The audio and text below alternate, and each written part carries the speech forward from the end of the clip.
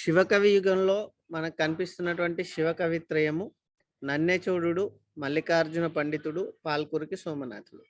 మిగతా వాళ్ళు ఉన్నప్పటికీ ఈ ముగ్గురు కవులను కూడా మనం శివ కవిత్రయము, శైవ కవిత్రయము అనే పేరుతోని పిలుస్తాము. ఇందాక చెప్పుకున్నట్లుగా నన్నయ్య కవిత్వంలో తెలుగు భాష ఉన్నప్పటికీ సంప్రదాయం అంటే రచనా శైలి సంప్రదాయము అదంతా కూడా సంస్కృతానికి సంబంధించింది అని చెప్పేసి అనుకున్నాము. ఈ శివ కవుల యొక్క ముగ్గురు కవుల యొక్క రచనలో కూడా మనకు ప్రత్యేకంగా కనిపించేది మార్గ కవిత్వము, దేశీ కవిత్వము. దాంతోపాటు జాను తెనుగు అనేటువంటి పదాలు దీంట్లో మనకు కనిపిస్తాయి. ఇక్కడ మార్గ కవి, మార్గము, దేశము అనే పదాలు ఎందుకు సృష్టించబడ్డాయి అంటే వాటిల్లో ఉన్నటువంటి భేదం ఏమిటి, మార్గ కవితకు దేశీ కవితకు ఉన్నటువంటి భేదం ఏమిటి అనే దాన్ని చేస్తే, ఏదైతే బ్రహ్మచేత చెప్పబడి భరతుడి చేత రాయబడ్డటువంటి సంగీతము ఉందో దాన్ని మార్గ సంగీతం అని, ప్రజల నాల్కలో పైన ఉన్నటువంటి ప్రజలు సృష్టించుకున్నటువంటి దాన్ని దేశీ సంగీతం అని చెప్పేసి, సంగీతంలో దేశీ మార్గ రెండు శాఖలు ఉన్నాయి. అట్లా ఆ సంగీతానికి సంబంధించినటువంటి దాన్ని సాహిత్యానికి అన్వయం చేసి మార్గ, దేశీ అనేటువంటి రెండు పద్ధతులను ఈ నన్నెచోడుడే మొదటగా ప్రతిపాదించిండు. తన కవిత్వము దేశీ కవిత్వము అని చెప్పేసి చెప్పుకున్నాడు. ఈ దేశీ కవితా శాఖలంగా ఉన్నటువంటి ద్విపద, శతకము, ఉదాహరణము, రగడ, గద్య అనేటువంటి తెలుగు సాహిత్య ప్రక్రియలు, ఛందో ప్రక్రియలు కూడా ఈ శివకవుల యుగంలోనే మనకు కనిపిస్తాయి అని చెప్పేసి అన్నారు. ఇక్కడ నన్నయ్య భారతంలో ఉన్నటువంటి వస్తువు దేశీయం కాదు, అంటే ఇక్కడ తెలుగు ప్రాంతంలో జరిగినటువంటి సంఘటనలు కావు, అవి ఉత్తర భారతదేశంలో జరిగినటువంటి సంఘటనలు, ఆ కాలంలో జరిగినటువంటివి కాదు. ఛందస్సు కూడా సంస్కృత ఛందస్సు, ఉత్పలమాల, చెంపకమాల ఇవన్నీ కూడా సంస్కృత ఛందస్సుకు సంబంధించినవి. కానీ ఈ శివకవులు రాసినటువంటి ఛందస్సు కూడా తెలుగుదే. వస్తువు స్థానికమైనటువంటిదే, భాష స్థానికమైనటువంటిదే, ఛందస్సు కూడా స్థానికమైనదే. కాబట్టి ఈ శివ కవుల యొక్క సాహిత్యాన్ని దేశీ సాహిత్యము అని చెప్పేసి అంటారు. దీంట్లో సంస్కృత భాషతో ధీటుగా, సంస్కృత భాషతో సమానంగా తెలుగును అభివృద్ధి పరచడంలో వీళ్ళ యొక్క కృషి ఉంది అని చెప్పేసి అనొచ్చు. వీరశైవ మత ప్రవక్త బసవేశ్వరునితో పోల్చదగినటువంటి పండితుడు మల్లికార్జున పండితుడు. అతడు శివతత్వ సారాన్ని రాసిండు. ఇట్లా ఒక్కొక్కరి గురించి మళ్ళీ మనం చెప్పుకుందాం. ఈ శివ కవుల లోపల ఉన్నటువంటి దేశీ కవిత ఉద్యమం దీంట్లో వచ్చింది అని చెప్పేసి అనుకోవచ్చు. వీళ్ళు 1118 దాకా రాజ్యం చేసినటువంటి కులోత్తుంగిని దగ్గర ఉన్నప్పుడు నన్నయ్య భారతాన్ని రాస్తే, ఆ తర్వాత వచ్చినటువంటి వాళ్ళు ఈ శివ కవులు అని చెప్పేసి అనొచ్చు. వీళ్ళు ఈయన ప్రకారం మానవల్లి రామకృష్ణ కవి చెప్పిన దాని ప్రకారము నన్నయ్య కంటే ముందే నన్నెచోడుడు ఉన్నాడు, ఆది కవి నన్నెచోడుడే అని అభిప్రాయాన్ని కూడా మనము చూడవచ్చు. ఇతడు 1909లో నన్నెచోడుడే నన్నయ్య కంటే ముందు ఉన్నటువంటి కవి, ఆది కావ్యము కుమార సంభవము అని చెప్పేసి ప్రకటన చేసినప్పటికీ పండితులందరూ కూడా నన్నయ్య తర్వాతనే నన్నెచోడుడు ఉన్నాడు అనేటువంటి దాన్ని ఒక నిర్ధారణ చేసింది. ఇక్కడ శైవ మతానికి వాళ్ళు ఇంకా పండితులు శ్రీపతి పండితుడు, శివలింగ మంచన, మల్లికార్జున పండితులు, ఈ ముగ్గురిని కూడా పండితత్రయం అంటారు. కవిత్రయం వేరు, శివ కవిత్రయం వేరు, పండితత్రయం వేరు. కవిత్రయం అంటే నన్నయ్య, తిక్కన, ఎర్రన. శివ కవిత్రయము అంటే నన్నెచోడుడు, మల్లికార్జున పండితుడు, పాల్కురికి సోమనాథుడు. పండితత్రయము అంటే శ్రీపతి పండితుడు, శివలింగ మంచన మరియు మల్లికార్జున పండితుడు. ఈ మల్లికార్జున పండితుడు శివ కవిత్రయంలో వస్తాడు, పండితత్రయంలో కూడా వస్తాడు. ఈ శ్రీపతి పండితుడు బ్రహ్మసూత్రాలకు శివపరంగా భాష్యం రాసిండు. తర్వాత మా పాల్కురికి సోమనాథ శ్రీపతి పండితుణ్ణి కవిగా కూడా పేర్కొన్నాడు. ఇతడు ఈ శ్రీపతి పండితుడు రాసినటువంటి కావ్యాలు ఏవి కూడా లభించలేదు అనేటువంటిది చూడాలి. తర్వాత మల్లికార్జున పండితుడు చెదవోలులో వెలనాటి చోళుని ఆస్థానంలో బౌద్ధులను ఓడించే ఈ శైవ మతాన్ని స్థాపించాడు అనేది కూడా ఈ పండితారాధ్య చరిత్రలో పాల్కురికి సోమన చెప్పినటువంటి విషయం ఆధారంగా మనకు తెలుస్తుంది. శైవ మతాన్ని ఆచరించేటువంటి వాళ్ళల్లో పాశుపతులు, కాపాలికులు, కాలాముఖులు, గోరక్షనాథులు, రాజేశ్వరులు ఇట్లాంటి అనేక వర్గాలు ఉన్నాయి. వాళ్ళల్లో తెలుగు ప్రాంతంలో కాలాముఖులు, పాశుపత శైవ సంప్రదాయాలు ఉండేటువంటివి. ఈ శివభక్తుల్ని నయన్మార్లు అని చెప్పేసి ద్రవిడ ప్రాంతంలో అంటే మన దక్షిణ భారతదేశంలో పిలిచేటువంటి వాళ్ళు. ఇక్కడ శివుడి యొక్క మహిమల్ని, శివుడి యొక్క తత్వాన్ని తెలపడమే వీళ్ళ యొక్క పరమ లక్ష్యంగా తీసుకున్నారు. మొదట శైవ మతం యొక్క శైవత్వం యొక్క అభివృద్ధి లక్ష్యంగా పెట్టుకున్నప్పటికీ తర్వాత శైవ మత వ్యాప్తి కోసం హింసను కూడా ప్రేరేపించడం అనేటువంటిది ఇక్కడ తర్వాత వచ్చినటువంటి పరిణామంగా మనం భావించాలి. వీళ్ళు వీరశైవులము అని చెప్పేసి బయలుదేరారు. ఆవేశపూరితమైనటువంటి శైవులంతా కూడా వీరశైవులు అనేటువంటిది ఒక వింగ్, ఒక భాగము, ఒక వర్గము తయారైంది. వాళ్ళు హింసను కూడా ప్రేరేపించారు అని చెప్పేసి మనకి ఈ సాహిత్యం ద్వారా తెలుస్తుంది. కర్ణాటక ప్రాంతంలో బసవేశ్వరుడు ఈ వీరశైవాన్ని పెంచి పోషించాడు అని చెప్పేసి ఈ బసవేశ్వరుడు 1162 సాధారణ శకము 1162 ప్రాంతంలో చాళుక్య సామ్రాజ్యాన్ని పరిపాలించిన బిజ్జలుడికి మంత్రిగా ఉండేటువంటి వాడు, దండనాయకుడుగా ఉండేటువంటి వాడు. అతను శివభక్తి దాంట్లో ఉంటూ వీరశైవాన్ని తన మహిమల కారణంగా పెంచి పోషించాడు అని చెప్పేసి అంటారు. అనేక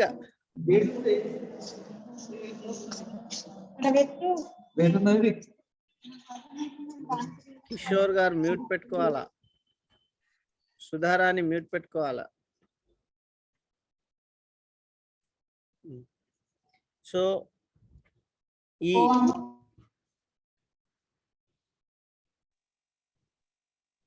సుధారాణి గారు ఎందుకు అన్మ్యూట్ చేస్తున్నారు?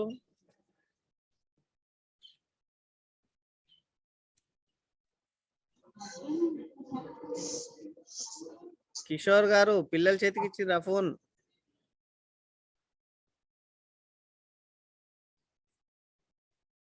సో ఇక్కడ ఈ శివుడికి సంబంధించినటువంటి దాన్ని ప్రచారం చేయడము, శివుడి యొక్క పారమ్యాన్ని తప్ప ఏది కూడా జీవిత లక్ష్యం కాకూడదు అని చెప్పేసి వీళ్ళు అనుకున్నారు. శైవ కవులు పోషించినటువంటి సాహిత్య ప్రక్రియ శతకము. శతకాన్ని మొదటగా ఈ నన్నెచోడుడు దాంట్లో కూడా మనకు కనిపించినప్పటికీ, మల్లికార్జున పండితుడు రాసిన దాంట్లో కనిపించినప్పటికీ, పండితారాధ్య చరిత్రలో కాదు, మల్లికార్జున పండితారాధ్యుడు రాసినటువంటి శివతత్వ సారంలో శతక లక్షణాలు కనిపించినప్పటికీ పాల్కురికి సోమనాథుడు రాసినటువంటి శతకమే మొదటి శతకంగా మనము తీసుకుంటున్నాం. దాంట్లో కొన్ని నియమాలు లేని కారణంగా శతకాన్ని వీళ్ళు పోషించారు. శివతత్వ సారం మొదటి శతక రచనకు అది మూలంగా ఉంది, కానీ మొదటి శతకంగా దాన్ని తీసుకోవడానికి లేదు. తర్వాత యక్షగానాలు ఇట్లాంటివన్నీ కూడా ఈ శైవ కవి యుగంలోనే తెలుగులో వచ్చినవి అని చెప్పి చెప్పుకోవచ్చు. ఇక్కడ శివకవి యుగంలో జాను తెలుగు అనేటువంటి పదము వచ్చింది కదా. ఈ జాను అని అంటే ఏమిటి అనేటువంటి దాని మీద చాలా మంది చర్చ చేశారు. ఈ జాను తెలుగు అంటే ఏమిటి అనేటువంటి దాని మీద. జాను అనేటువంటి పదము చతుర అనేటువంటి పదం నుంచి వచ్చింది. చతుర చదును అంటే సమానంగా ఉండేటువంటిది అని, సులభంగా సుబోధకంగా సర్వజన సుబోధకంగా అర్థమయ్యేది అని చెప్పేసి చిలుకూరి నారాయణరావు గారు చెప్పినట్లుగా మనకుంది. తర్వాత ఈ పద్యం వల్ల జాను తెలుగు అంటే అచ్చ తెలుగు అని అర్థమవుతుంది అని, ఇది బలుపొడ తోలు సిరియున్ బాపసరుల్ కిలు పోరు కన్ను ఈ పద్యంలో జాను తెనుగును విన్నవించెదన్ అని పాల్కురికి సోమన అంటే అచ్చమైన తెలుగులో నేను రాస్తాను అని చెప్పినట్టుగా భావించాలి అని శ్రీపాద లక్ష్మీపతి అన్నట్లుగా తెలుస్తుంది. అట్లనే జాను అనేటువంటి శబ్దానికి అందము, సౌందర్యము అనేటువంటి అర్థాలు ఉన్నట్లు శబ్దరత్నాకరం ద్వారా, ఆంధ్రదీపిక ద్వారా మనకు తెలుస్తుంది. ఈ జాను అనేటువంటి పదాన్ని తిక్కన కూడా ఉపయోగించాడు. ఈ శివకవిత్రయం తర్వాత వచ్చినటువంటి వాడే తిక్కన. ఆయన ఉపయోగించిన దాని ప్రకారము స్పష్టంగా చెప్పడం అనేటువంటిది అనేటి తెలుస్తుంది. అంటే ఈ 3 అభిప్రాయాల వల్ల మనం తెలుసుకునేది ఏంటంటే, జాను అంటే అందమైన, ఇంపైన, స్పష్టమైన తెలుగు అనేటువంటిది మనం అర్థం చేసుకోవాలి. ఇక ఈ నన్నెచోడుడి విషయానికి వస్తే క్రీస్తు శకం 940 వాడు, అంటే సాధారణ శకం 940 సంవత్సరానికి 40 ఆ ప్రాంతం వాడు అని చెప్పేసి మానవల్లి రామకృష్ణ కవి చెప్పిండు. ఇతడు 1909లో చెప్పిండు ఈ మాట. అప్పటి వరకు నన్నెచోడుడు గురించి కానీ, కుమార సంభవం గురించి కానీ, నన్నే కంటే ముందున్న కవులు అనే చర్చ జరిగినప్పుడు కానీ ఎవరికి తెలియని పేరును కుమార సంభవాన్ని, నన్నెచోడుని ప్రపంచానికి పరిచయం చేసినటువంటి వ్యక్తి మానవల్లి రామకృష్ణ కవి. ఇతను 940లోనే రచన చేసినట్లుగా చెప్పినప్పటికీ దాంట్లో ఉన్న పద్యాల ఆధారంగా, మిగతా పరిశోధనల ఆధారంగా 1120 సంవత్సరం వాడని నిర్ధారణ చేసిండ్రు. దాని ప్రకారము నన్నయ్యనే ముందు అనేటువంటి వాడు మనకు తెలుస్తుంది. కుమార సంభవంలో తన రాజ్యం గురించి, తల్లిదండ్రుల గురించి, గురువుల గురించి పేర్కొన్నారు. దాంట్లో 10వ శతాబ్ది పూర్వం కుడుంబాతారు శాసనంలో విక్రమకేసరి అనే చోళరాజు మల్లికార్జున మునికి ఒక మఠాన్ని కట్టించినట్లు ఉంది. వీటి అన్నిటి ఆధారంగా చేసుకునేది 902 బీచ్పల్లి శాసనాన్ని, మిగతా వాటిని అంతా కూడా ఆధారం చేసుకొని మానవల్లి రామకృష్ణ కవి నన్నెచోడుడు 940 ప్రాంతానికి చెందినవాడు అని చెప్పినప్పటికీ, చూడబల్లి, నన్నెచోడు, మల్లికార్జునుడు అనే పేర్లు ఆ కాలంలో చాలా మందికి ఉండడం సహజమే. అట్లాంటి నన్నెచోడు అనే పదం వేరే వాళ్ళదేమో అనేటువంటిది ఇవన్నీ అజ్జేసి, తర్వాత వేటూరి ప్రభాకర శాస్త్రి, జయంతి రామయ్య వీళ్ళందరి పరిశోధనల కారణంగా 1125 సంవత్సరం ప్రాంతం వాడని పెద్ద చెరుకూరు శాసనాన్ని బట్టి నిర్ణయించారు. శ్రీపాద లక్ష్మీపతి శాస్త్రి తదితరులు తిక్కన యుద్ధ వర్ణనలతో పోలిక ఉండడంతో నన్నెచోడు తిక్కన తర్వాత వాడని కూడా చెప్పిండు. అది సాధ్యం కాదు. అది శ్రీపతి లక్ష్మీపతి శాస్త్రి తప్ప మిగతా వాళ్ళు ఒప్పుకోలేదు. తర్వాత ఈ నన్నెచోడు రాసినటువంటి కుమార సంభవాన్ని చూస్తే తెలుగులో ప్రబంధము అనేటువంటి శబ్దాన్ని మొదటగా ప్రయోగించినటువంటి వ్యక్తి నన్నెచోడు. ప్రబంధాలకి అష్టాదశ వర్ణనలు ఉండాలి, ఏకనాయక ఆశ్రయంతో ఉండాలి అనేటువంటి మొదలైన లక్షణాలన్నీ కూడా ఈ చెప్పినటువంటి వాడు ఈ నన్నెచోడు. ఈ నన్నెచోడు రాసినటువంటి ప్రబంధము కుమార సంభవము.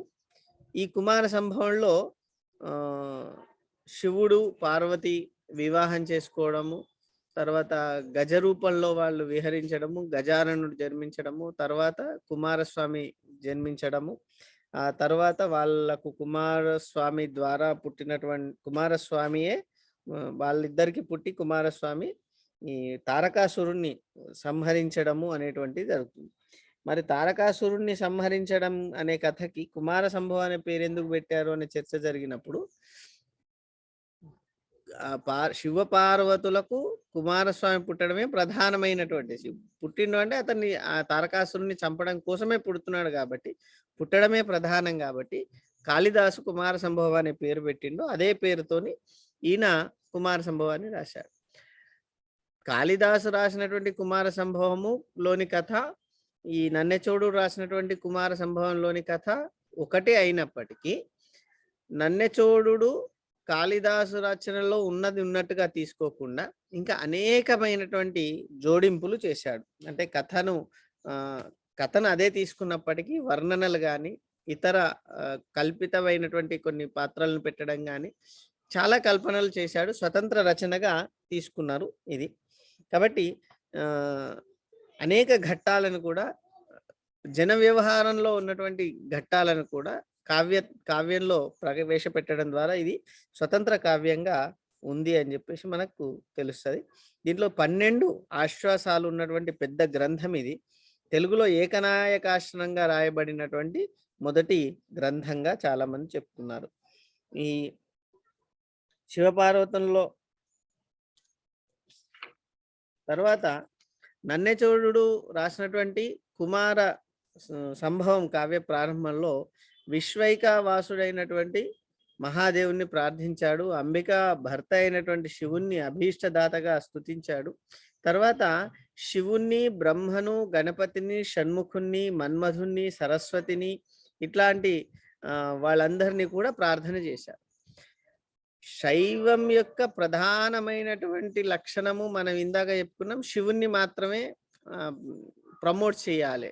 కానీ నన్నెచోరుడు శివుడి ప్రార్థన మొదట చేసినప్పటికీ బ్రహ్మను, విష్ణును, గణపతిని, షణ్ముఖుని, సరస్వతిని వీళ్ళందరినీ కూడా ప్రార్థన చేశాడు. కాబట్టి మిగతా కవులంతా కట్టర్ శివకవి ఈయన కాదు అని చెప్పేసి చెప్తాడు. ఇంకా నన్నెచోడుడి యొక్క మరొక విశేషం ఏమిటి అంటే, ఇతని యొక్క గురువు జంగమ మల్లికార్జునుడి స్తుతించాడు. తన పుస్తకాన్ని కూడా మల్లికార్జునుడికే అంకితం ఇచ్చాడు. అంటే గురువుకు పుస్తకాన్ని అంకితం ఇవ్వడము అనేటువంటి సంప్రదాయాన్ని కూడా నన్నెచోరుడే ప్రారంభించినట్లుగా మనకు తెలుస్తుంది. ఇక్కడ గురువుకు శివునికి, పుస్తకంలో శిష్యునకు అనబడ్డది, గురువుకు శివుడికి అభేదాన్ని చెప్పినటువంటి కవి నన్నెచోరుడు. కాబట్టి గురువైన జంగమ మల్లికార్జున యోగికి అంకితం చేసి ఒక గురువుకు పుస్తకాన్ని అంకితం ఇయ్యడము అనేటువంటి సంప్రదాయాన్ని ఈయన ప్రారంభించినట్లుగా మనకు తెలుస్తుంది. శివమత ప్రచారం కోసం ఈ కావ్యాన్ని రాస్తున్నానని కానీ మిగతా ఎక్కడ శైవానికి సంబంధించింది మాత్రమే రాస్తున్నానని కానీ కట్టర్ శివకవిలాగా ఇతను చెప్పుకోలేదు. ఇతడు కావ్య ప్రారంభంలో చేసినటువంటి దేవతాస్తుతి కూడా దానికి నిదర్శనము. కాబట్టి మరి ఈయనని శివకవిత్రయంలో ఎందుకు తీసుకున్నారు అంటే, ఇతని రచనలో మొత్తం శివుడి గురించే ఉంది కాబట్టి శివుడి యొక్క ప్రభావాన్ని, తన యొక్క మహిమల్ని చెప్పాడు కాబట్టి ఇతన్ని కూడా శివకవిత్రయంలో మొదటివాడుగా తీసుకోవడం జరిగింది. తర్వాత నన్నెచోడుడి యొక్క రచనా శైలి ఇందాక మనం చెప్పుకున్నాం, జాను తెలుగు వస్తు కవిత అనేటువంటి దాన్ని ఈయన చేశాడు. జాను అంటే ఇందాక చెప్పుకున్నాం, అందమైనటువంటిది, సౌందర్యవంతమైనటువంటిది, ఇంపైంది, దేశీయమైన తెలుగు అని పండితులు చెప్పినట్టుగా. తర్వాత జాను తెలుగులో ఈయన రాస్తున్నాను అని చెప్పినప్పటికీ ఇక్కడ ఈయన రచనలో కూడా చాలా సంస్కృత పదాలు, దాదాపు 50% సంస్కృత పదాలు ఉన్నాయి అని చెప్పేసి కొంతమంది చెప్పడం జరిగింది. తర్వాత వస్తు కవిత అనే దాంట్లో ఇతివృత్తానికి సంబంధించినమైనటువంటిది అనేది అందరూ అర్థం చేసుకున్నది. కథా వస్తువును పోషిస్తూ అలంకారాలు, దశవిధ గుణాలు, నవరసాలు, అష్టాదశ వర్ణనల్ని ఉపయోగించుకొని చెప్పేటువంటిదే వస్తు కవిత అని చెప్పవచ్చు. ఇక్కడ నన్నెచోడుడి యొక్క కావ్య వస్తువు శివ సామ్యమును ప్రదర్శించేది కాబట్టి ఇది ఏకవస్తు అనేటువంటి విషయాన్ని తీసుకోవాలి. ఇది 12 ఆశ్వాసాల్లో కొన్ని తక్కువ మరికొన్ని ఎక్కువ విస్తరించడంగా వర్ణించిండు. తర్వాత నవరసాలు, అష్టాదశ వర్ణనలు, 32 అలంకారాలు, ఇవే కాకుండా చిత్రకవిత్వం, బంధ కవిత్వం మొత్తం రాస్తూ 2005 గద్య పద్యాలు రాశారు. దీంట్లో సంస్కృత ఉత్తాలు 454, దేశీ జాతి పద్యాలు 895, ఇట్లా ఎక్కువ భాగము కంద పద్యాలు ఉన్నాయి అని చెప్పేసి మనకు దీంట్లో చెప్పారు. తర్వాత ఈ అష్టాదశ వర్ణనలు ఏవి అనేటువంటి విషయంలో సూత్రాన్ని చెప్పినటువంటి వాడు నన్నెచోడుడు. ప్రబంధాలకు అష్టాదశ వర్ణనలు ఉండాలి అనేటువంటి నియమాన్ని కూడా పెట్టినటువంటి వాడు కూడా నన్నెచోడుడే. వన జనకేలి రవిశశి తనయోదయ మంత్ర గతిరతి క్షితి పరణాంబునిధి క్షితిప రణాంబునిధి రణ అంబునిధి మధు ఋతు పుర ఉద్వాహ నగ విరహ దూత్య వర్ణనాష్టాదశమున్ అని చెప్పేసి రాశాడు. అంటే 18 రకాల వర్ణనలు ఏమున్నాయి అనే దాంట్లో అడవిల వర్ణన, జలకేలి వర్ణన, సూర్యోదయ, చంద్రోదయ, పుత్రోదయ వర్ణనలు, తర్వాత మంత్రం మాట్లాడే సంభాషణ వర్ణనము, తర్వాత ప్రయాణము, తర్వాత శృంగారము, తర్వాత రాజు వర్ణనము, అంబుధి వర్ణనము, యుద్ధ వర్ణనము, మధుపాన వర్ణనము, ఋతువర్ణనము, నగరాల యొక్క వర్ణనము, అడవులు ఉద్వాహము,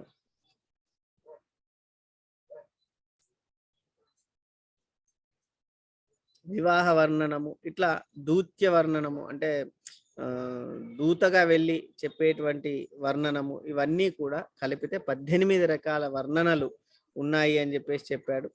ఇతడు రాసినటువంటి ఈ కుమార సంభవంలో పార్వతీ పరమేశ్వరుల యొక్క శృంగార కేలిని వర్ణించి తన యొక్క శృంగార వర్ణన దక్షతను నిరూపించుకున్నటువంటి వ్యక్తి.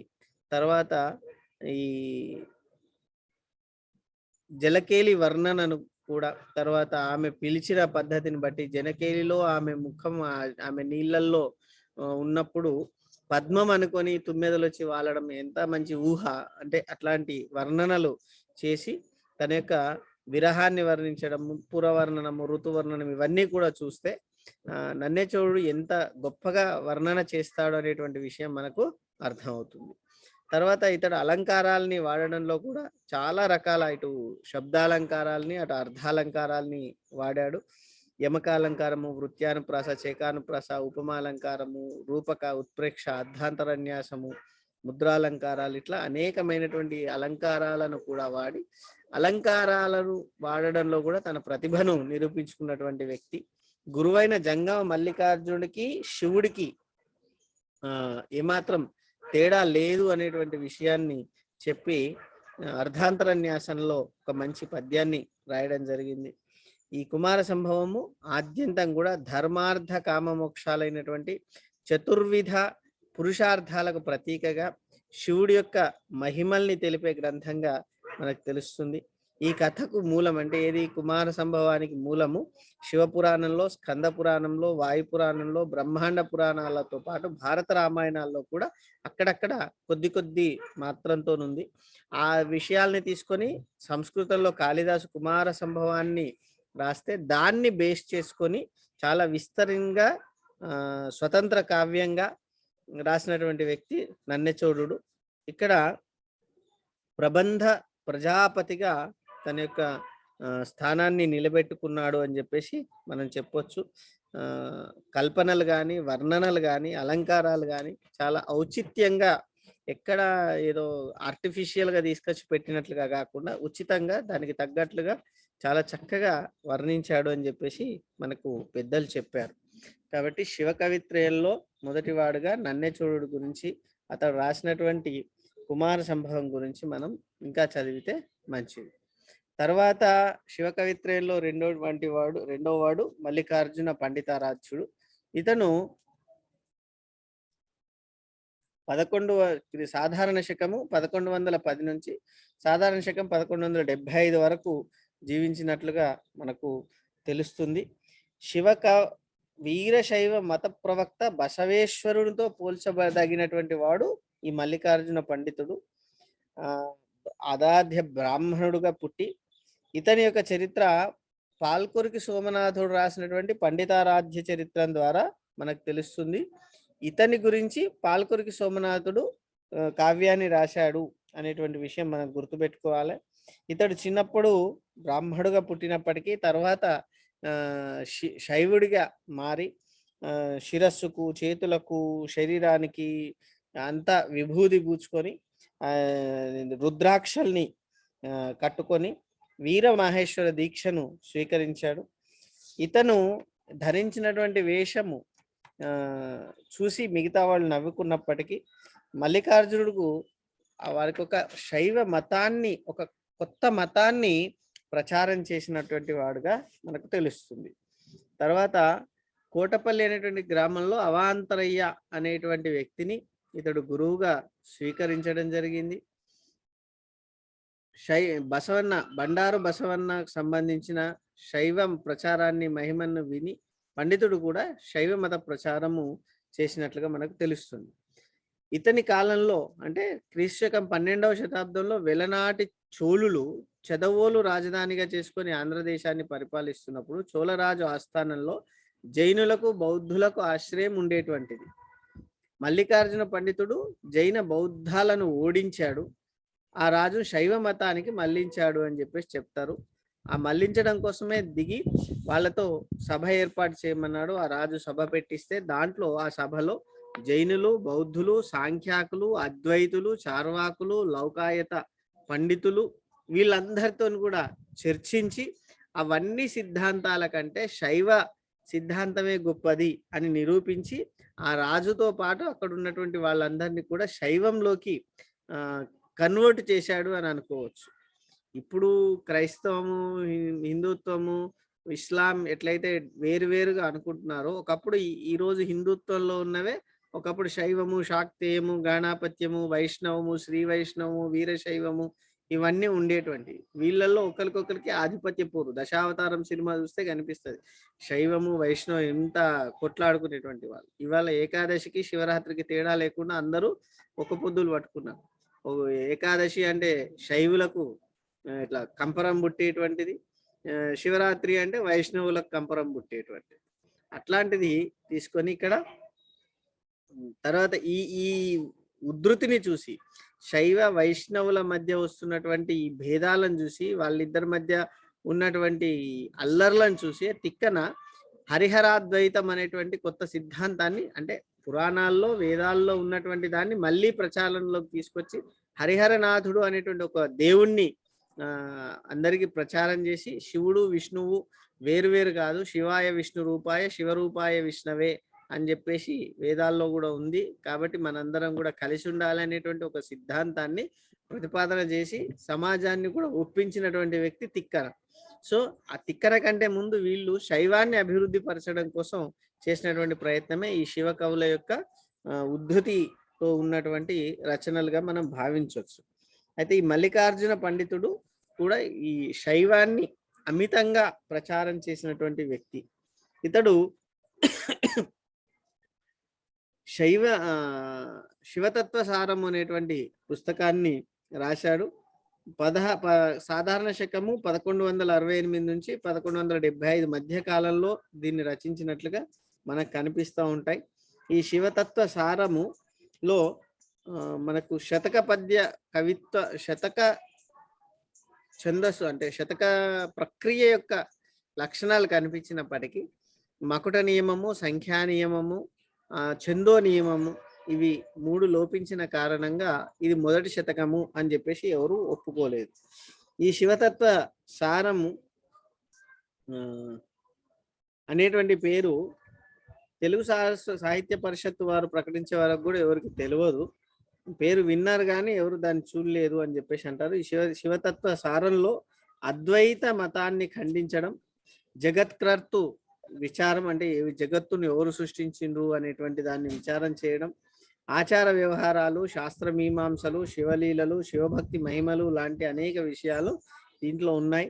లింగోద్భవ గద్య, రుద్రమహిమ, అమరేశ్వరాష్టకము, భీమేశ్వర గద్యము, స్తుత శ్లోక పంచకము, పర్వత వర్ణనము, శ్రీముఖ దర్శన గద్య, ఆద్య భక్త గణ సహస్రనామాలను కూడా ఇతను రచించినట్లుగా పాల్కురికి సోమన రాసినటువంటి పండితారాధ్య చరిత్ర వల్ల తెలుస్తుంది తప్ప అవి ఇప్పుడు లభ్యం కావడం లేదు. శివతత్వ సారం ఒక్కటే మనకు లభిస్తున్నటువంటి గ్రంథం ఇతను రాసినటువంటిది. అయితే ఈ శివతత్వ సారంలో మొత్తం 489 కంద పద్యాలు ఉన్నాయి. దాంట్లో 191 పద్యాలకు మకుటాలు కనిపించవు అనేటువంటి విషయాన్ని చెప్తున్నారు. దీంట్లో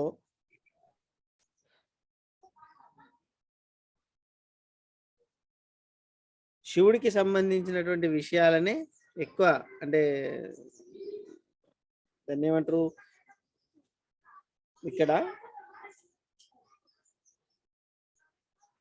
దీంట్లో కూడా శివతత్వ సారంలో కూడా కవితా శైలి లాగా ఈ గ్రంథంలోని కవితా శైలి సంస్కృత పద జటిలమై భావ గాంభీర్యానికి తగిన ధ్యానము వంటి శబ్దాడంబరము కలిగి సామాన్య పండితులకు కూడా సుబోధకమై పామరులకు మాత్రం గ్రాహ్యం అవట లేదు అన్నాడు. అంటే బాగా చదువుకున్నటువంటి పండితులు మాత్రమే చదివి అర్థం చేసుకునేలాగా ఉంది.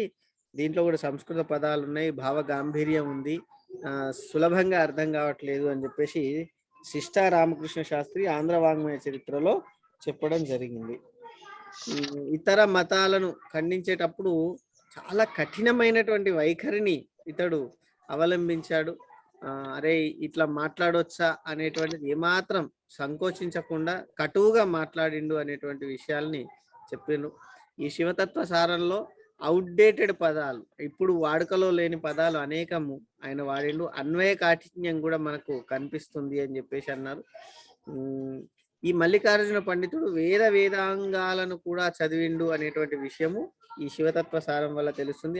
ఆ విషయాలన్నింటినీ ఉదాహరణలుగా తీసుకొని కంద పద్యాల్లో ఇమిడ్చడం అనేటువంటిది ఇతడు చేసినటువంటి చాలా గొప్ప పని. శివదీక్షలో రుద్రాక్ష, విభూతి ధారణ ఇవన్నీ ఉన్నాయి. లింగధారణ లేదు అనేటువంటి విషయాన్ని ఇతను చెప్పడం జరిగింది. శివతత్వ సారంలో విచిత్రమైనటువంటి ప్రతిపాదనలు కూడా చేసిండు. దాంట్లో భర్త శివభక్తుడు కాకపోతే భార్య విడిచిపెట్టాలని, శివమత ప్రచారం కోసం హింసను కూడా చేయొచ్చని, శివకార్యం కోసం మనరించిన వాళ్ళకి అపకర్మలు సనాతనాత్మకం జరపక సంతోషంగా పండగ చేసుకోవాలని, శివకార్యం కోసం చచ్చిపోతే పండగ చేసుకోవాలని, శివ నిర్మాల్యంను శివదీక్షితులు తప్ప ఇతరులు తినరాదు అని, శైవ వాంగ్మయంలో విశిష్ట రచన కావడం వల్ల, శతక రచనకు తోవ చూపిన కావ్యం కావడం వల్ల ఈ శివతత్వ సారం విశేష గౌరవాన్ని పొందింది అని చెప్పేసి మనకు రచయిత, ఈ పుస్తక రచయిత, పాఠ్య రచయిత చెప్పారు. శివదీక్ష, పాశుపత శైవ సిద్ధాంతాలు, శివదీక్షితులు పాటించినటువంటి ఆచార వ్యవహారాలు ఇవన్నీ కూడా ఈ శివతత్వ సారంలో వర్ణించడం జరిగింది. అద్వైతుల యొక్క మాయావాదం దీంట్లో కనిపిస్తుంది. దీనిని శైవ స్మృతి అనుట బాగుంటుంది. శివ కవిత్వం అనిపించుకొనదగిన లక్షణం ఏదైనా దీంట్లో ఉంది అంటే అది శైలి మాత్రమే అని ఆచార్య పింగళ లక్ష్మీకాంతం చెప్పారు. ఈ కవి శైలి సరళంగా ఉంది అని చెప్పేసి అన్నారు. ఇందులో భక్తి కవులకుండే అర్హత, ప్రసన్నత లాంటి గుణాలు స్పష్టంగా కనిపిస్తున్నాయని, శృతి స్మృతి పురాణ ఆగమాదులు ఇందులో ఉన్నాయి అని చెప్పేసి అన్నారు. పాల్కురికి సోమనాథుని విషయంలో ఈ పండితారాధ్యుడే మార్గదర్శి అని చెప్పేసి అన్నారు. అంటే ఇందాక చెప్పుకున్న నన్నెచోడుడి కంటే ఇతను ఇంకా భావ ఉద్విగ్నతల్ని పెంచాడు. ఇతని కంటే సోమనాథుడు ఇంకొక మెట్టెక్కి ఈ శైవ కవుల యొక్క ఉద్ధృతిని ప్రదర్శించాడు అని చెప్పేసి అంటారు. తర్వాత వాళ్ళల్లో శివ కవిత్రయంలో మూడవ వాడు పాల్కురికి సోమన. ఇక్కడ నేను చూపిస్తున్నటువంటి ఫొటోస్ ఇవన్నీ కేవలం ఊహాజనితమైన ఫోటోలు, సొంతగా ఉన్నటువంటి కాదు. ఇట్లనే ఉంటాడా సార్ అని మీరు అనుకోవద్దు. ఏదో ఊహా మాత్రంగా ఇంటర్నెట్లో దొరికినటువంటి ఫొటోస్. తర్వాత పాల్కురికి సోమనాథుడికి సంబంధించిన కాల నిర్ణయం గురించి అనేక చర్చోపచర్చలు జరిగినాయి. దాంట్లో భాగంగా ఈ పాల్కురికి సోమనాథుడు సాధారణ శకం 1289 నుంచి 1323 వరకు రాజ్యపాలన చేశాడు అని చెప్పేసి అంటారు. ఆయన కాలంలో ప్రతాపరుద్రుని కాలంలో ఈయన ఉన్నాడు అన్నప్పటికీ ఈయన శిష్యులతో సంభాషించినటువంటి వాళ్ళు 11వ శతాబ్ది వాడని భావించారు. అయితే 1222 రచించడం వల్ల అతని కంటే ఎవరు సోమరాజ్ అనే కన్నడ కవి తన ఉద్భట కావ్యంలో పూర్వ కవి స్తుతి చేస్తూ బసవస్థుతులను గల్ప భూజములకు దాల్చిన సన్నిభుడగు సోమన అని పేర్కొన్నాడు. అంటే 1222 సంవత్సరంలో రాసిన కవి పుస్తకంలో సోమన గురించి ఉంది కాబట్టి 1289లో ఉన్నటువంటి ప్రతాపరుద్రుని కాలంలో ఉన్నాడు అని అనుకోవడం అనేటువంటిది తప్పు. కాబట్టి 1222 కంటే ముందే పాల్కురికి సోమన ఉన్నాడు, అతను రచన చేసిండు, ఇతడు మొదటి ప్రతాపరుద్రుని కాలం వాడై ఉండవచ్చు అని వీరేశలింగం గారు చెప్పిండ్రు. 1180 సంవత్సరంలో ప్రారంభంలో సోమనాథుడు ఉండి ఉండవచ్చు అని చెప్పేసి వీరేశలింగం చెప్తే, బండారు తిమ్మయ్య గారు కూడా సోమనాథుడు మొదటి ప్రతాపరుద్రుని కాలానికి సంబంధించినటువంటి వాడే అనేటువంటి విషయాన్ని చెప్పడం జరిగింది. మొత్తానికి 1230 ప్రాంతంలో సోమనాథుడు పండితారాధ్య చరిత్రను కూడా రాసినట్లుగా చెప్తున్నా. ఆ తర్వాత తను చనిపోయిండు అనేటువంటి విషయం మనకు తెలుస్తుంది. కాబట్టి ఈ పాల్కురికి సోమనాథుడి యొక్క గ్రామము ఈరోజు వరంగల్ జిల్లాలో ఉన్నటువంటి పాలకుర్కి అనే గ్రామం పాలకుర్తి పేరుతోనే ఉంది అని చెప్పేసి మనం చూస్తున్నాం. సోమనాథుడు ఈ బసవ పురాణము పండితారాధ్య చరిత్రల్లో కూడా తను పాలకురికి సుకృతాత్మ పాలకురికి సోమనాథ సుఖవిప్రణీత అనేటువంటి దాన్ని చెప్పాడు. కాబట్టి తన ఇంటి పేరే తన ఊరు పేరే తన ఇంటి పేరుగా మార్చుకున్నాడు. కాబట్టి ఈ ఊరు విషయంలో ఏమాత్రం సందేహం లేదు అని చెప్పేసి అనొచ్చు. ఇతను కన్నడ దేశంలో తన్య అనే చోట లింగైక్యం చెందాడంటే చనిపోయాడు అని చెప్పేసి చరిత్రకారులు చెప్తున్నారు. ఈ పాల్కురికి సోమనాథుడి యొక్క తల్లిదండ్రులు విష్ణురామిదేవుడు, తల్లి శ్రీయాదేవమ్మ. సంప్రదాయ కులంలో కుటుంబంలో పుట్టినటువంటి వాడు. కరస్థలం విశ్వనాథయ్య అనే గురు దగ్గర విద్యా రహస్యాలు తెలుసుకున్నాడు. తర్వాత శివ మతాన్ని స్వీకరించిన తర్వాత గురులింగార్యుడు అనే గురువు దగ్గర శివదీక్ష పొంది అతన్ని గురువుగా స్వీకరించాడు. గురువు చేయి తన తలను తాకుతుంది, వెంటనే శిష్యుడు మరో జన్మ ఎత్తుతాడు అని చెప్పేసి, అంటే శైవ మతాన్ని స్వీకరిస్తే ఎట్లా ఉంటుంది, మళ్ళీ జన్మ ఎత్తినట్లుగా భావించాలనేటువంటి విషయాన్ని చెప్పాడు. తర్వాత గొడగి త్రిపురారి అనేటువంటి భక్తుడితో ఇతనికి పరిచయం ఏర్పడ్డది. ఇద్దరు కూడా పండితారాధ్యుడు రాసినటువంటి శివతత్వ సారాన్ని క్షుణ్ణంగా చదివి, అందుకే ఆయన మార్గంలో వీళ్ళు ముందుకు వెళ్ళారు అని చెప్పేసి అనొచ్చు. ఈ సోమన తన తొలి గ్రంథమైన అనుభవసారం గొడగి త్రిపురారికి వినిపించి ప్రథమ శ్రోతను చేశాడు అని చెప్పేసి అంటారు. ఈ గొడగి త్రిపురారి క్లాస్మేట్ అన్నమాట. అతనికి వినిపిస్తున్నట్లుగా కథను రాశాడు. కాబట్టి అనుభవ సారాన్ని ఇతనికి వినిపించినట్లుగా మనకు తెలుస్తుంది. సోమనాథుడు కేవలం దేశీ కవితకు చెందిన ద్విపద పద్యాన్ని పునరుద్ధరించి ద్విపదను కూడా మహాకావ్య విశిష్టతను సంపాదించి వాంగ్మయంలో ఒక శాఖకు శాశ్వత స్థానాన్ని పెట్టాడు అని చెప్పేసి అనొచ్చు. ద్విపదల్ని సోమనాథుడు వేదాలతో సమానంగా చేశాడు, చూశాడు అని చెప్పేసి అనొచ్చు. శతకాలు ద్విపదలు, శృతులు అనగా వినదగినవి, ద్విపదలు వేదాలు అనగా తెలుసుకోదగినవి, ద్విపదలు ఆమ్యాయాలు అనగా అభ్యసింపదగినవి అని చెప్పేసి అన్నాడు. దేశీ కవితను జగత్తుకు వ్యాప్తి చేసినటువంటి కీర్తి కూడా ఈ పాల్కురికి సోమనాథుడికి దక్కుతుంది. ఇందాక చెప్పుకున్నట్లు కేవలం భాష మాత్రమే తెలుగు కాకుండా భావము, ఛందస్సు, వస్తువు అన్నీ కూడా తెలుగుదనాన్ని ఉట్టుపడేలాగా ఇతడు ఎన్నో కృతుల్ని చేశాడు. ఉదాహరణలు, రగడలు, శతకము, గద్య లాంటి అనేక ప్రక్రియలను ప్రారంభం చేశాడు. మొదటి జీవిత చరిత్రను కూడా ఇతనే రాశాడు. ఈ పాల్కురికి సోమన అనేక కృతులు రాశాడు, కావ్యాలు రాశాడు. వాటిని ముఖ్యంగా 3 భాగాలుగా విభజించి చూస్తే వాటిల్లో పద్య కృతులు అని కొన్ని, ద్విపద కృతులు అని, లఘు కృతులు అని చెప్పుకోవచ్చు. దీంట్లో అనుభవ సారము, వృషాధిప శతకము, చతుర్వేద సారము, చిన్నమల్లు సీసాలు అనే 4 రచనలు పద్యకృతులుగా గుర్తించబడ్డాయి. తర్వాత ఒక్కొక్క దాని విషయాన్ని చూస్తే సోమనాథ కృతుల్లో మొదటిది అనుభవ సారము. దీన్ని తన క్లాస్మేట్ గొడగి త్రిపురారికి వినిపిస్తూ అతన్ని శ్రోతగా పెట్టి రాసినటువంటి లఘు కావ్యం ఇది. ఇందులో కంద పద్యాలు ఎక్కువగా ఉన్నాయి. కంద పద్యాలు బహుశా ఇందాక పండితారాధ్యుడు రాసిన శివతత్వ సారం గురించి ఇతడు అంటే చదువుకొని ఉన్నాడు, అట్లా ఉన్నాడు కాబట్టి ఇతను కూడా అదే కంద పద్యాల్లో రచన చేద్దామని అనుకున్నాడు.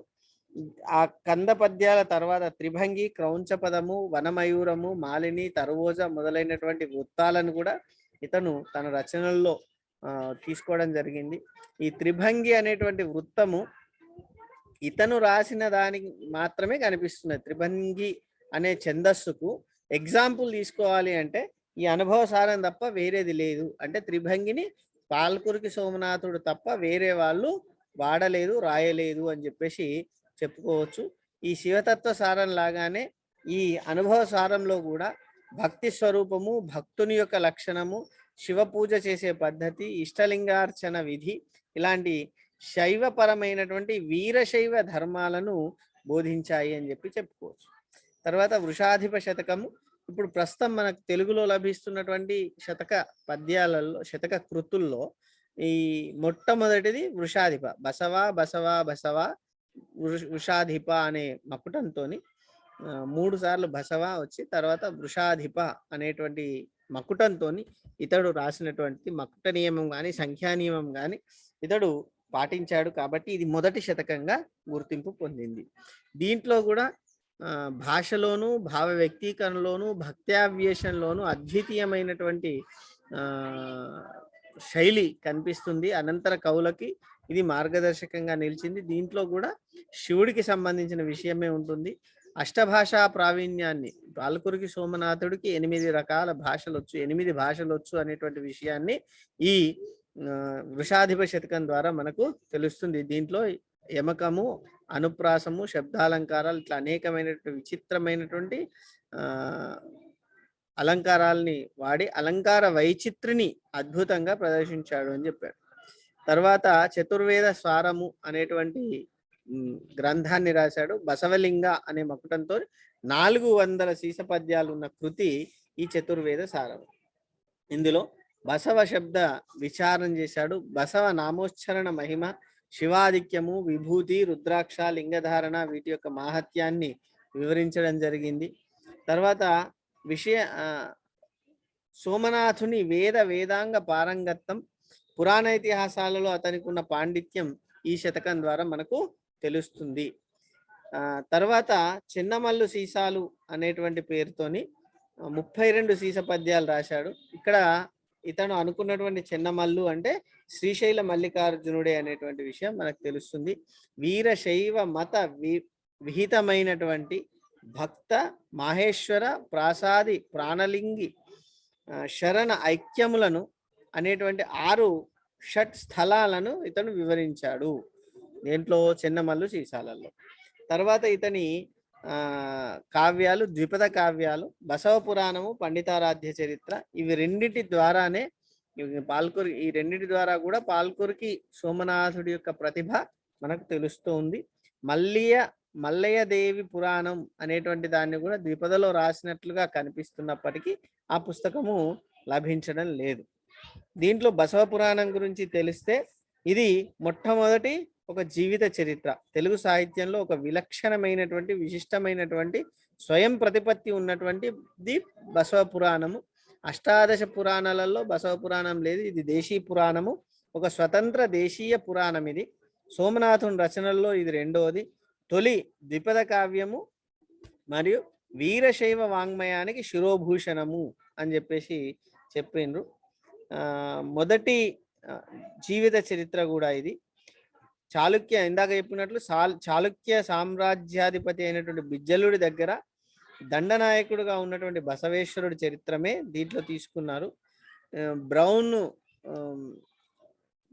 పరిశోధనలో, బ్రౌన్ చేసినటువంటి పరిశోధనల్లో తెలిసిన విషయం ఏంటంటే 6288 ద్విపదలు దీంట్లో ఉన్నాయి అని చెప్పేసి నిర్ధారణ చేశారు.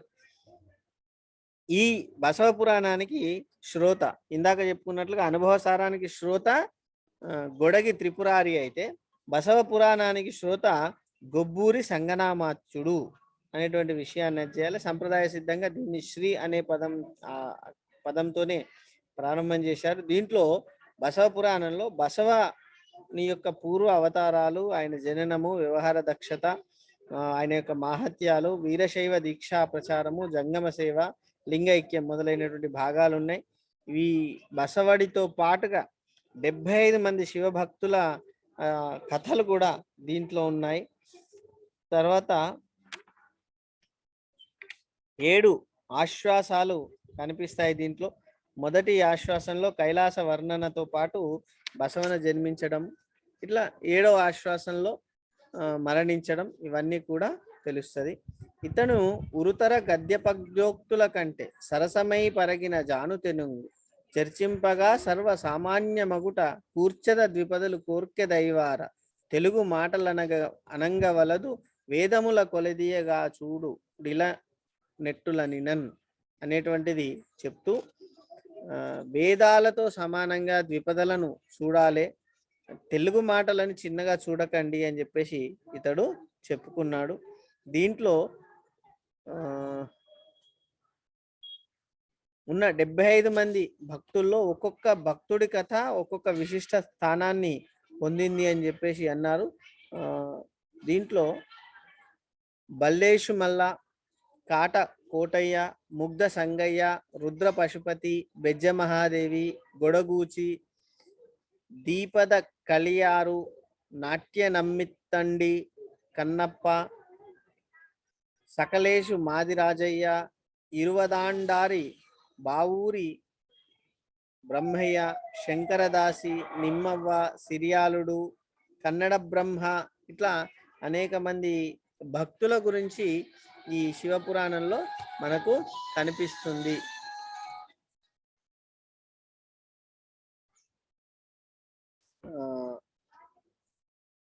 తర్వాత పండితారాధ్య చరిత్ర. ఈ పండితారాధ్య చరిత్ర అనేటువంటిది పాల్కురికి సోమనాథుడి యొక్క చివరి కృతి. ఇందాక చెప్పుకున్నటువంటి శివ కవిత్రయంలో రెండవ వాడైనటువంటి మల్లికార్జున పండితుని యొక్క జీవిత చరిత్రనే ఈ పండితారాధ్య చరిత్ర. తెలుగులో మొట్టమొదటి జీవిత చరిత్ర రాసినటువంటి వాడు సోమనాథుడు. ఈ బసవ అనేటువంటి వాడిది దానికంటే కూడా ఈ పండితారాధ్య చరిత్రనే దీంట్లో అంటే జీవిత చరిత్రగా మనకు కనిపిస్తుంది. భక్తుల అనుభూతి విశేషమే ఏకమానంగా రూపొందిన వీరశైవ మతానికి కృతి, స్మృతి, పురాణ, ఆగమ ప్రామాణ్యాన్ని కల్పించడం కోసం సోమనాథుడు పండితారాధ్య చరిత్రను రచించాడు. అంటే శివభక్తుల యొక్క చరిత్ర వేద పురాణాలతో సమానము అని చెప్పడం కోసం ఇతను రాసినట్టుగా మనకు తెలుస్తుంది. దీంట్లో దీక్షా ప్రకరణము, వాద ప్రకరణము, మహిమ ప్రకరణము, పర్వత ప్రకరణము అని ఇట్లా అనేక ప్రకరణాలు ఉన్నాయి. ఒక్కొక్క దాంట్లో ఒక్కొక్క రకమైనటువంటి వర్ణనలు అంటే విషయాలను ఇతడు బోధించాడు. ఉదాహరణకి దీక్షా ప్రకరణలో పండితారాధ్యుడు లింగధారణ దీక్ష, లింగార్చన, సురపానమ్మ, బసవని కథలు వర్ణించబడ్డాయి. ఒక్కొక్క ప్రకరణలో 2000, 3000 అట్లా ద్విపదలు మనకు కనిపిస్తూ ఉంటాయి. ఇక సోమనాథుని యొక్క లఘుకృతులు తీసుకున్నటువంటి అక్షరాంక గద్య, నమస్కార గద్య, పంచ ప్రకార గద్య, శరణు బసవ గద్య, 40 లేదు 50 ఉంటే 50 ఉంది. ఏం కాదు 20 మార్క్స్ కే ఇస్తున్నారు. మరి మన పార్టీకి మనం తగ్గించరాదు, అట్లనే పెట్టండి, ఏం కాదు, ఇబ్బంది ఏం లేదు.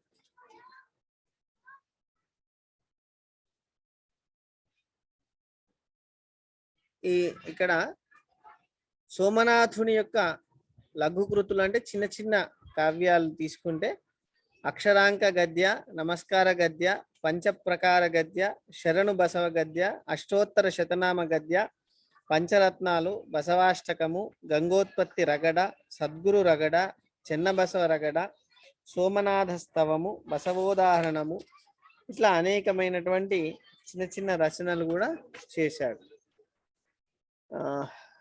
ఇక్కడ సోమనాథ కవితా రీతులు అంటే చాలా స్పష్టంగా మనకు కనిపిస్తాయి. తొలికోడి కనువిచ్చి మైవంచి, జలజల రెక్కలు సడలించి నీల్గి, గ్రక్కున గాలార్చి కంఠంబు విచ్చి, ముక్కున నీకెలు చక్కొల్పి తడుపు, నిక్కిచ్చి మెడలు సాచి నిక్కి మున్సూచి, కొక్కొక్కరో కుర్రని కూయక మున్నా అని ఒక ఉదయాన్ని వర్ణించేటువంటి ద్విపదలేవి.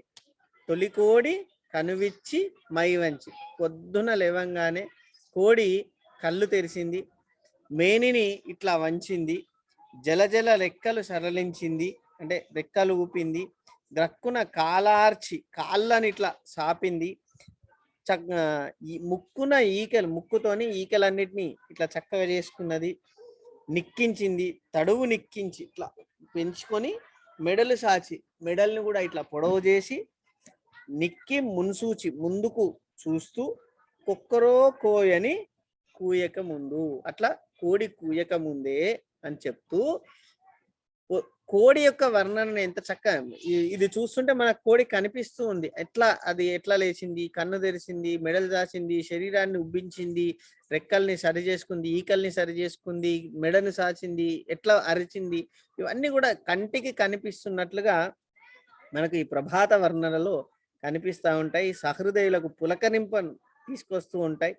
ఇతడు ద్విపదను ఒక శిఖర స్థాయికి తీసుకెళ్ళినటువంటి కవి అని ఇందాక చెప్పుకున్నట్లుగా ద్విపదలో రెండు ఒక విలక్షణమైనటువంటి పద్ధతులు పాటించాడు. అందుకనే ద్విపద అంత ప్రజాదరణ పొందింది అని. ఒకటేమో ద్విపదలో ప్రాసను యతిని వాడడం, రెండోది ఏ పాదానికి ఆ పాదం విడివిడిగా రచించకుండా ఒక పాదంతో మరొక పాదాన్ని కలుపుతూ కూడా పంక్తులు రాయడం అనేటువంటి రెండు లక్షణాలు. మొదటి లక్షణం వల్లనేమో ఇది తాళ లయకు అనుగుణంగా శ్రవణపేయంగా కనిపించింది.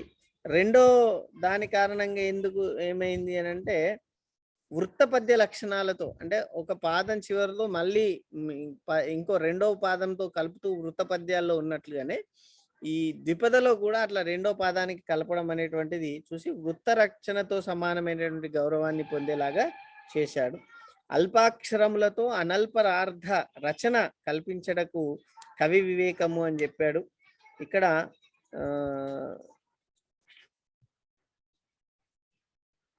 శ్రీనాథుడు తన యొక్క పాండితి ప్రకర్షణ చేసి రాజుల యొక్క ఆదరణను ఏ విధంగా పొందాడో అలా కాకుండా తన యొక్క ప్రతిభను అంతా కూడా శివుడి యొక్క మత ప్రచారానికి మాత్రమే వినియోగించినటువంటి నిస్వార్థ జీవిగా మనం ఇక్కడ చూడొచ్చు. మనకు బసవ పురాణంలో క్షీరాబ్ది లోపల క్రీడించు హంస కోరునే వడియల నీరు ద్రావంగా అని ఒక ద్విపదలు ఉంటాయి. అట్లాంటి ద్విపదలను చూత ఫలంబులు చుంబించు చిలుక బూరుగు మ్రాని పండ్లు కనుకొనునే అని ద్విపదలు ఉంటాయి. దీన్ని ఆధారం చేసుకునే పోతన మందార మకరంద మాధుర్యమునదేలు మధుపంపు బోవునే మదనములకు అనే పద్యాన్ని రాసి ఉంటాడు అని చెప్పేసి ఈ పాఠ్య రచయిత చెప్పాడు. సో ఇట్లా శివ కవిత్రయంలో ఉన్నటువంటి పాల్కురికి సోమనాథుడు, నన్నెచోడుడు,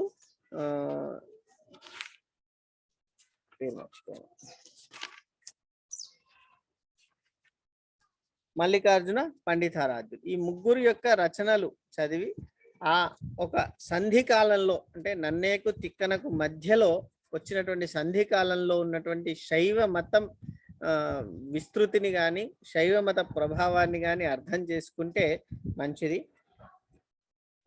ఏదో సిలబస్ పూర్తయింది అని చెప్పకుండా ఒక ఒక ఒక భాగాన్నన్నా క్లియర్గా చెప్పుకుందాం అనే ఉద్దేశంతో ఇవాళ ఇది చేశాను. దీంట్లో ఏమైనా డౌట్స్ ఉంటే అడగండి, మిగతాది రేపు సాధ్యమైనంత వరకు పూర్తి చేద్దాం.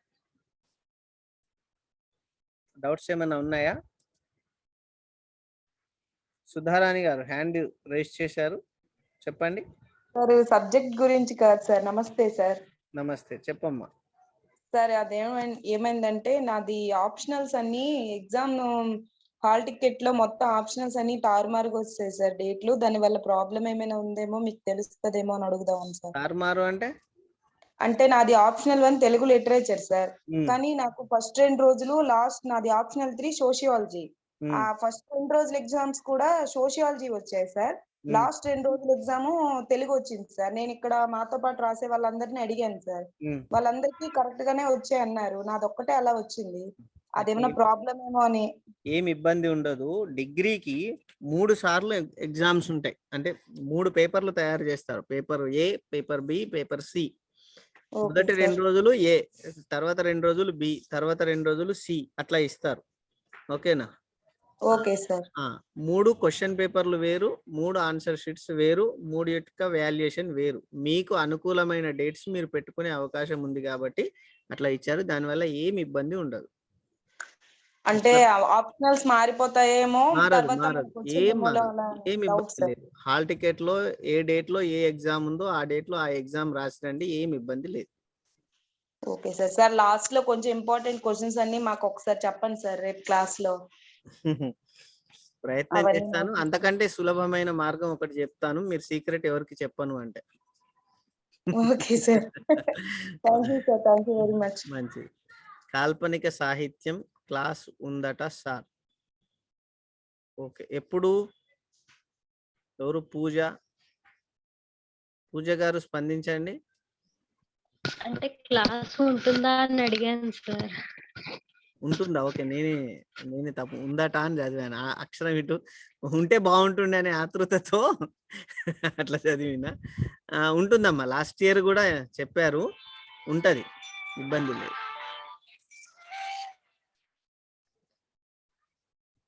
లాస్ట్ ఇయర్ కూడా చెప్పారు కాబట్టి ఈసారి కూడా ఉంటుంది. మీరు ఒకసారి యూనివర్సిటీ వెబ్సైట్లో డేట్స్ అవి చూసుకోండి. ఓకేనా అమ్మా?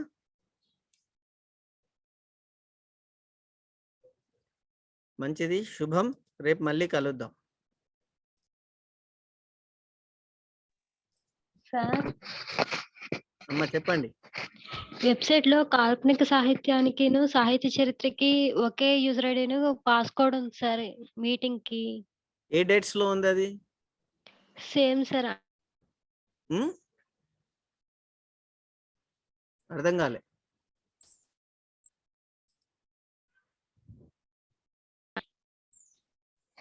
ఒక్కసారి నా నంబర్ తీసుకొని దానికి వాట్సాప్ చేయండి. ఓకే లేకపోతే సార్. రాఘవేంద్ర, హరి ఓం, హరి ఓరుగంటి, సార్ మీ మీ admission number and date of birth చెప్పండి. నేను ఒకసారి వెబ్సైట్ లో చెక్ చేస్తా. 40. ఎవరు? హరి ఓరుగంటి. అవును sir. 40. Sorry sir, 20404566. 20404566. Date of birth 28/04/1991. Okay నాన్న, నేను ఒకసారి ఆ డేట్స్ చూసుకున్న తర్వాత మళ్ళీ మీకు రేపు ఈ విషయం మీద వివరణ ఇస్తా. ఓకేనా? Okay sir. Okay sir. శుభం. All the best. Thank you sir.